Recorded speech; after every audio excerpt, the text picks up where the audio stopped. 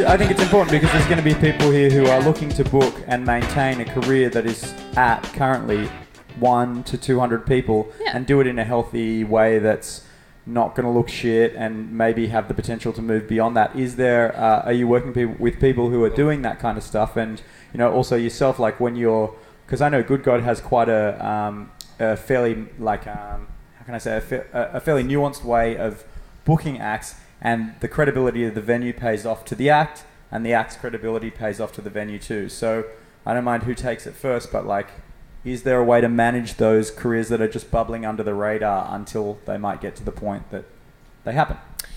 Well, from the perspective of GoodGod anyway, we've got a lot of nights a lot of opportunities for bands of different levels to show their stuff. And yeah, you're right, GoodGod has always done stuff, booked a lot of unconventional acts, and we still try to do that because we just need to try and keep it different. So anytime that... Why?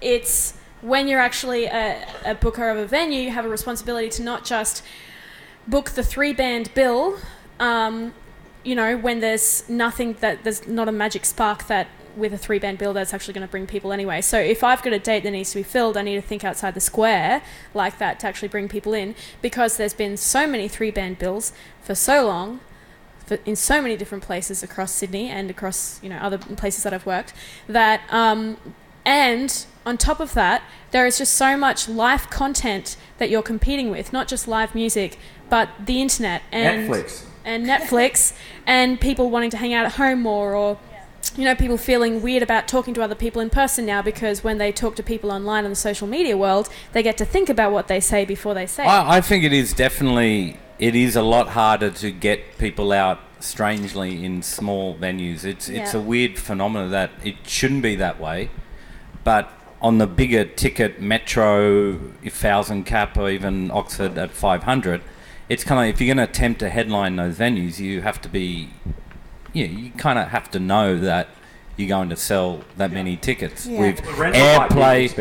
Exactly, through airplay to the previously done well in touring numbers through, they might have sold out 2 GoodGods and all right, we're going to do Oxford or something. It's just all stepping kind of stone kind of stuff. But for can I ask you about TK Maidser? Because it's appropriate. Okay. She's sort of like in a position now where, well, exactly.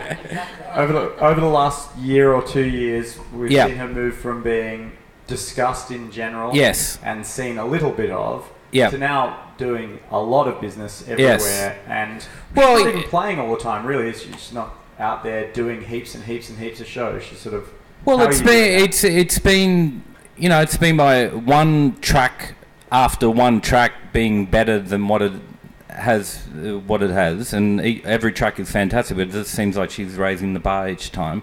There's an international vibe and plot. There's an industry spiral that Chet Faker got into, and the whole kind of... and Courtney Barnett's going through it, but some bands are not in the norm of that. Like Sticky Fingers were on their own trip, doing their own thing. They were through the Annandale Hotel, just doing their thing, and then actually nobody wanted to fucking touch Sticky Fingers. Like if you were into Sticky Fingers, people were like Bucket Hat, You're a Loser. That was basically... But they stuck to their gun, fucking up, kept on going, and now they're a solid animal. They could have done 2 Endmalls or whatever. They don't have an agent, and they're still signed to an indie called Shawshaker, which is themselves. Yes. And I love those stories. They're the best stories of actually... They're the bands that actually just break through without any hype or anything like that, just good... great songs and word of mouth and the whole thing. There's Hot Dub Time Machine who's selling out Emmores and etc. and it's just through word of mouth. And Kingswood as well. Like they didn't have a manager, a booker, or a press contact for like 6 years. So I guess if you're in a position where you're in a band and your EP launch would probably draw 100, 150 people, you might be able to sell out a Brighten Up or something, or maybe a Vic. The biggest thing is don't get disheartened. And let's talk about Blue Juice. We don't talk about Keita.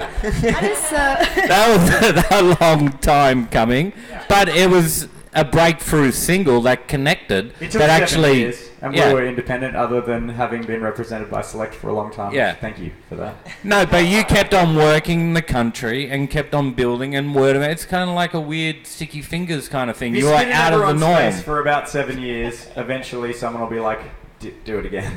But Keita was going to say something, and I feel like we cut her off. Yeah, I think it's really crucial to do those shows where you play to nobody, and that was my experience. Like, you've got to learn how to do that as a band, and if you can play to 20 people in a room and just absolutely kill it, like Alex Cameron, I saw him a year and a half ago, and there weren't that many people there, and he was never strayed from his charismatic kind of stage presence.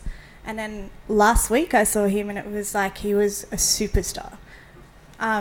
And he's just played and played and played, and he didn't get sort of defeated by empty rooms. And if you can do that, then you're actually going to be an amazing band. Yeah, exactly. Yeah, there's no shortcuts. Yeah, just hard work like anything you else. can't just you just be a shitty band if you just suddenly start like playing great venues. I'm trying to think and bookers need to look that out for that as could well. be. Yeah, try not to be libelous. There are more industry failures who were signed after releasing one song than there are industry successes who were signed after releasing one song. And, you know, I can't speak on your perspective, but I feel like when I book a band that I know have been around for a year and a half, have played a bunch of shows, have been reliable, I'm going to take more, because it's not taking a chance on them. It's like I know they'll do a good job.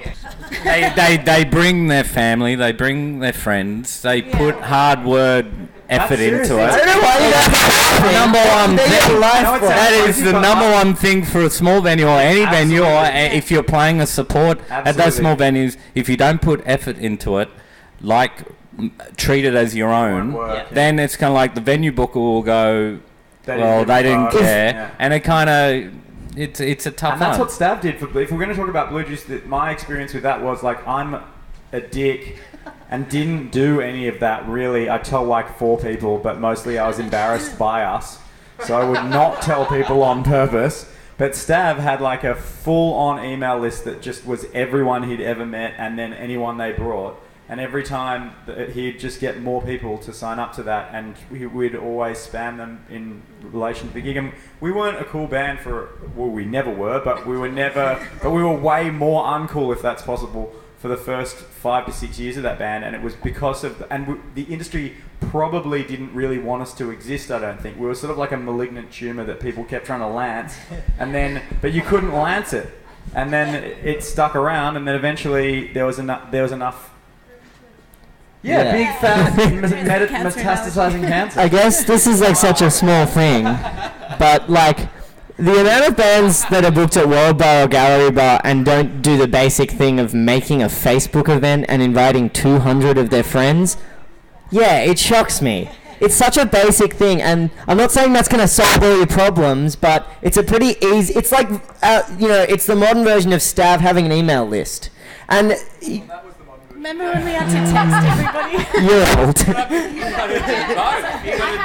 Just as you're after stories, just recently I had a band playing GoodGod who actually had a tour of shows. So they were playing Melbourne, Brisbane, Sydney, somewhere, and they put a poster up on their Facebook page that listed all of the shows except Sydney.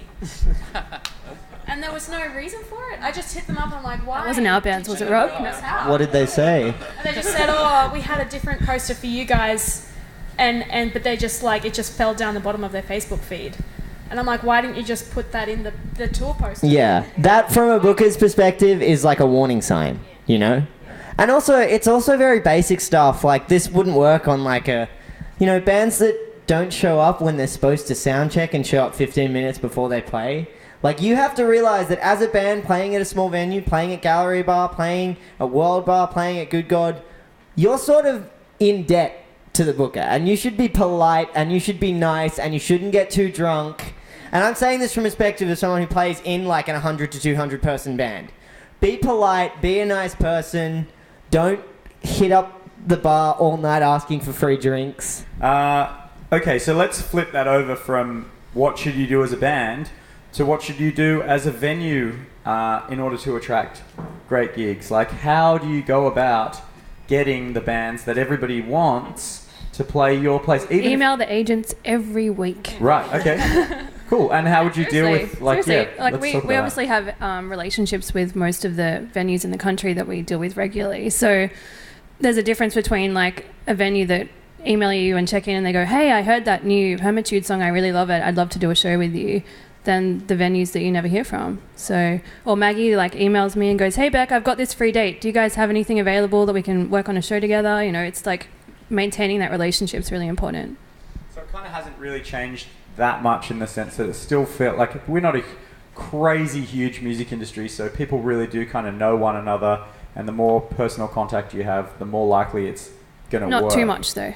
Yeah, that's true. Let's go through like a range of sized venues and who might be appropriate anecdotally to fill those rooms right now. So just as a fun exercise for people, what's the smallest cap that we can think of? Like 150 for Brighton Up? World Bar is like 100. Okay, right so now. who would you like to get in who's going to smash it at World Bar level right now?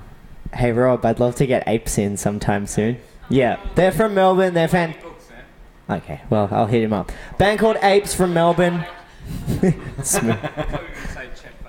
Yeah, he'd really fit in at World Bar. They've had a little bit of Triple J play. They haven't played too many Sydney shows. I think they played at Brighton Up last time they played in like August or something like that. I think they do a great job. They bring a crowd. More importantly, they'd be really good. It's energetic. It's perfect for the room. Yeah, I'd love to get them in. Can I ask you, so that, I mean, how many people here are here because they're interested in finding out from a venue perspective what an appropriate deal is like that, and how many people? I mean, let's see venue people, like industry kind of people. Okay, cool. And then bands. Great. Okay, so I'll try and skew this a little. In terms of what an appropriate deal is for a room that size, how is a deal like that structured so that these guys, when they're going, and girls, when they're going in to try and book shows, know what's a fair deal? Because it's a bit mysterious. Nobody really knows what a deal is. Still find it a bit mysterious. Yeah. It depends whether a band's got an agent as well. Okay. And if they don't have an agent, they're cheaper. Okay. Can you guys share the mics too so that everyone... I think, I think one of the most important things for bands booking shows is just to know what you're worth and don't kind of undersell yourself. So if... Like how can someone gauge what that means? Like, how do they, in a concrete way, work out a dollar figure? It's really simple, I guess. Just going off your past shows, just figure out how many people roughly you're getting there and what the ticket price was. And if you're doing 100 people at $10, and you're probably worth $1,000, or take out your promo cost, maybe $600, $700, $800. Okay. And is that generally done as a door deal? Like, would you do a split with bands at that level, or would you just... It's just every venue's different. I guess half of the ones I look after run off just straight door deals. Mm-hmm. It's not really negotiable. What's the standard percentage of the... What do you do for...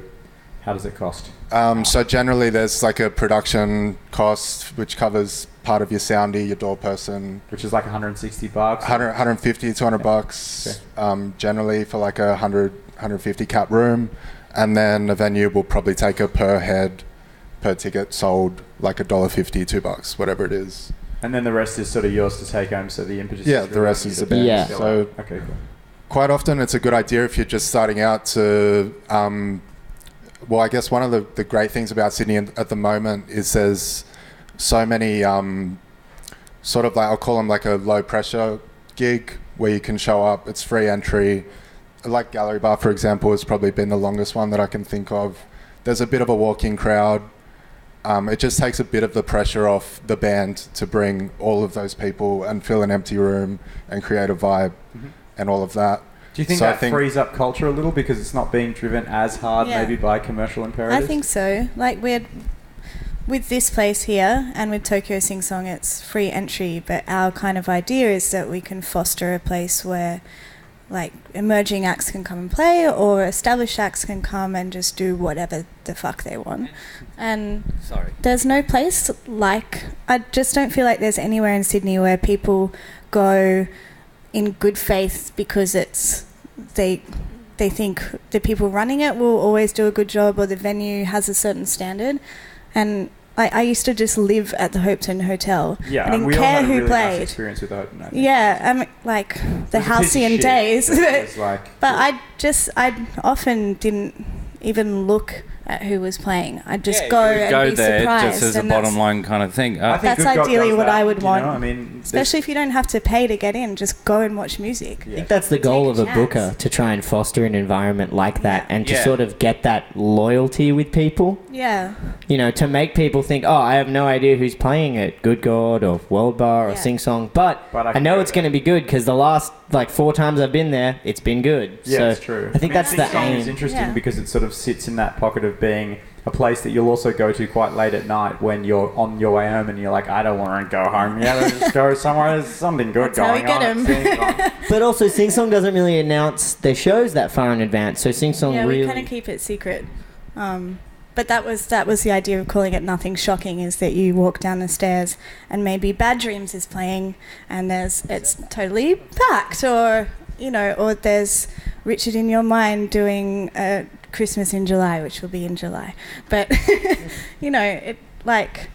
kind of what we need, right? Sydney felt like it was doing that, as we said, with the Hope, and there was things like that going on. There was a culture, and then for a while it was sort of, there was a bit of a vacuum, except for maybe Oath, and GoodGod was doing a really amazing job of keeping that happening. Sometimes it kind of...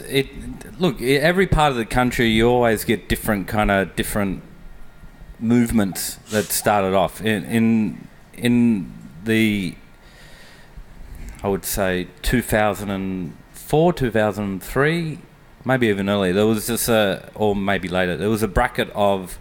There was a club run by Hugh Waters. What was it called? Was it...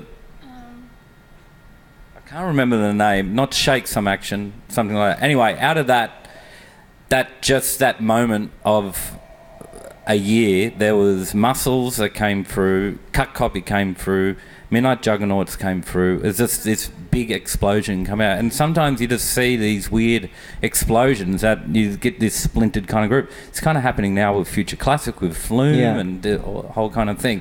And previously before that with Hopetown, even early. Every single band that... Yeah, like Dapple City Fly, Blue Juice and the whole Jezebel. So you just get these communities. So maybe we're in a weird moment where... Well, now it's happening with Sticky Fingers, DMA. Happening in Brisbane with all those bands like, Creases, DZ, Baba Ganoush, all those bands. And previously before that, Ballpark Music, Hungry Kids Are Hungry. It's just nice to see a scene, and that's why, what's happened at the Lansdowne was so disappointing. Yeah, that was fucked, and I think it's worth talking about it, because the Lansdowne seemed to be setting up as another potential inner west stronghold. They were doing a great job. It was free. I know that they gave out pretty, decent money to bands because the band I was in played there. Yeah, I had some really good residencies there as well, which I find isn't happening in Sydney that much anymore at all. With that, that's great for the punter, but I actually don't know how they could afford that. Yeah. To keep, we really, it's a big job to try and get acts into GoodGod, and we work on it's paid entry.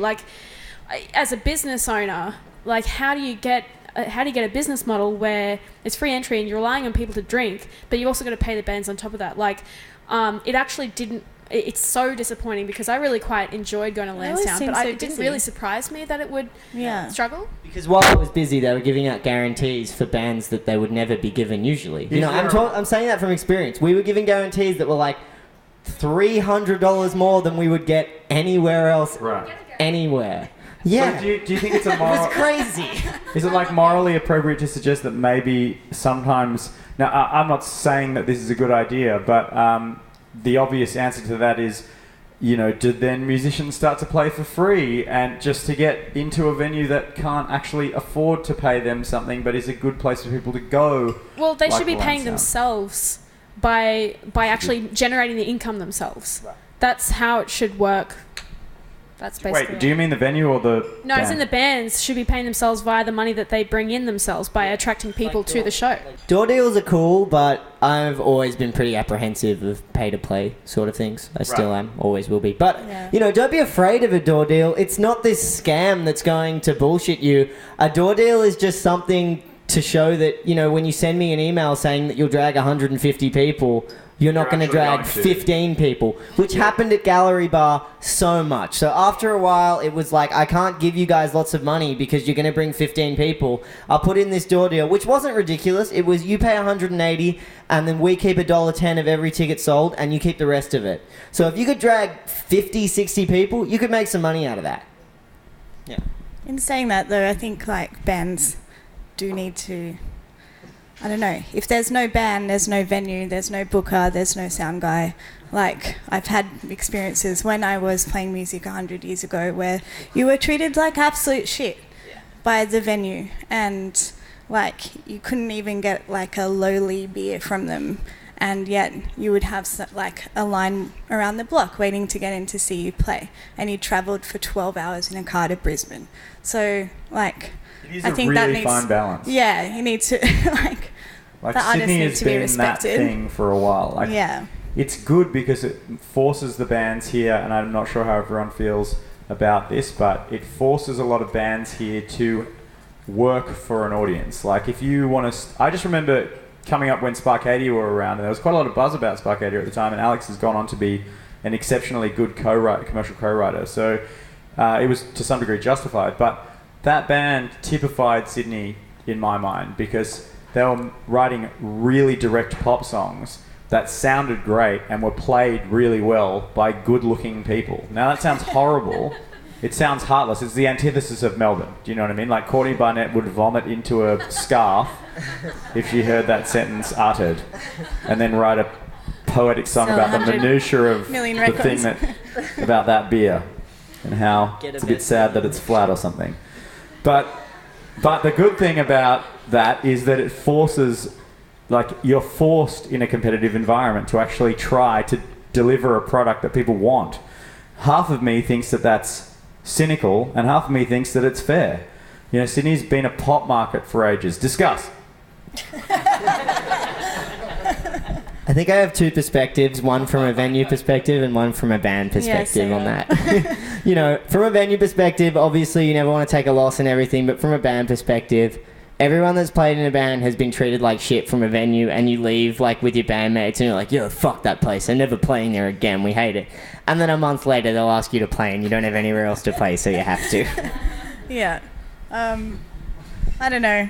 I think it's also like, it's probably our responsibility as bookers to try and get that movement happening again. And like, to reference the Hopetoun again, it was a place where bands would meet other bands, and then you're like, hey, okay, I love the Hopetoun too, but I together. fucking worked there, and I can tell you how much money that place lost, and it was fucking crazy. Pardon me for swearing so much video evidence. The unfortunate thing is, as you were talking about Brighton Upper, that people turn up to see bands from 9 to 11. So Hopetoun was in that weirdness where it didn't have great day trade. No. So it was just relying on 4 hours, maybe on a Friday, Saturday. But it didn't even care about them. It'd be like everyone would turn up and then it'd just give everyone a drink. Yeah. Well, like, maybe that's drink it all. Probably not the right way to No, it was fucking crazy. But it was also in terms of the environment, like you all had a good time. Had a good time. Yeah, like it's like financially responsible, but it fostered bands. So I guess as a booker. And bands would meet and go. And as a booker, incredible culture. As a booker, you're trying to create a community and find a scene. And I know at World Bar we rely on that so much, but you're also trying to not lose thousands of dollars in the process. It's very hard. There's no obvious way to do it. The Annandale, I mean, look, Matt and Dan, same. I worked there for a long time, and there were some amazing nights where you were like, this place is making so much money out of this gig, and this gig is so inspiring, and everyone's so excited and happy to be here. And they weren't crazy business people, and they aren't crazy business people, as evidenced by the fact that they've moved on from that in a good way. But there's still an inherent looseness to running venues. There's an inherent it's like a sort of weird. There's a shadow area that everyone's operating in with venue management. I think that there's got to be an aspect of that though. Like it's rock and roll. It's like everyone's just trying to have a good time, and that's kind of why we're all doing it. Like, let's be honest, that's why I'm doing it. But I guess it's just finding that balance. It's obviously in the venue's best interest to make sure that the bands are looked after, like you said, so they go home and have a good night and talk about it for the following week. Tell their mates to play, want to play there again a couple of months. I think it's worked really well for Frankie's Pizza. I don't know how many guys have played there, but you'll get fucking blind when you're playing there, because they really look after you and they feed you as well, which is great. So I think it's pretty easy for a venue to look after a band, and it is disappointing if you ever hear stories about how a venue hasn't done that. But on the topic that we were talking about just a few minutes ago about sort of paying for play, it's like I don't, when it comes to a door deal, and that if there's a prearranged